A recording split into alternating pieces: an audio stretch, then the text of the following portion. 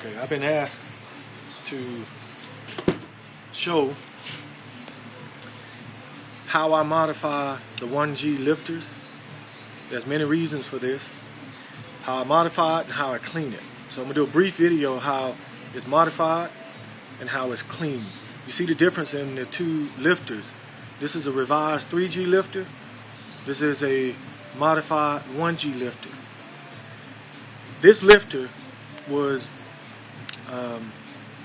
made to eliminate the lifter tick, which is fine on a stock car. But a car revving past 8,000 RPM, this lifter is detrimental to the bottom end of a 4G63.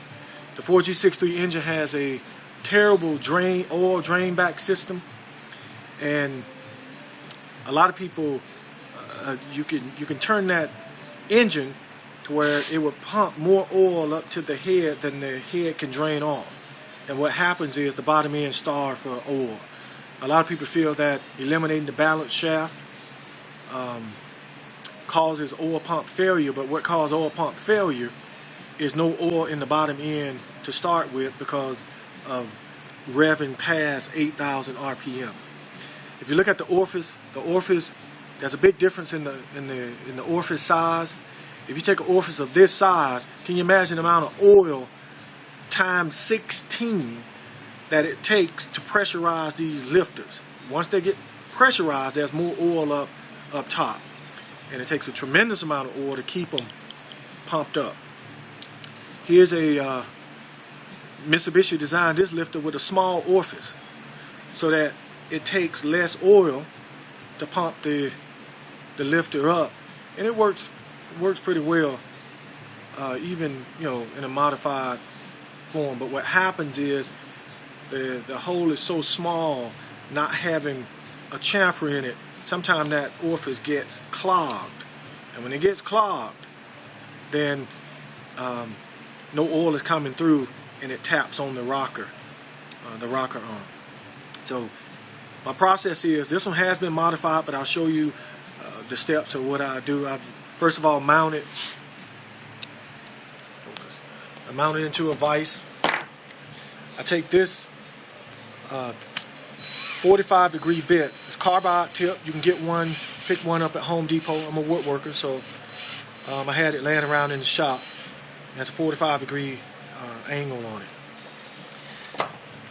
You insert it into the head of the lifter. You need to have pliers to hold the head so that it doesn't spin. Give me a close-up. So as you can see, the lifter is then modified. Don't take that much. That lifter is done. You see there's debris in the lifter, and I've been asked how I clean that. I take some seafoam and I pour some into this container, and I'll let the lifter sit in that just for a second. Keep the camera going. I take my air line, plug up an air nozzle, take the lifter out of the water, and I insert it in the air into this hole inside of the lifter. You see how it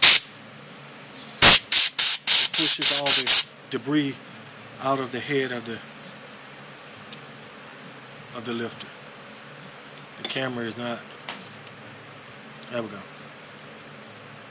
So it's modified. It's done. That is a modified 1G lifter. And you may notice the chamfer in that lifter allows oil to puddle up in the lifter, so it always have a small supply of oil in between the lifter head and the rocker arm so that it eliminates the tap. So that's a brief video on how I modify a 1G lifter to eliminate the need for a revised lifter. You take one of the heads, you can see that oil, it will supply a good amount of oil here so that there's no tapping going on. Lifter tick rather. Alright, that's it.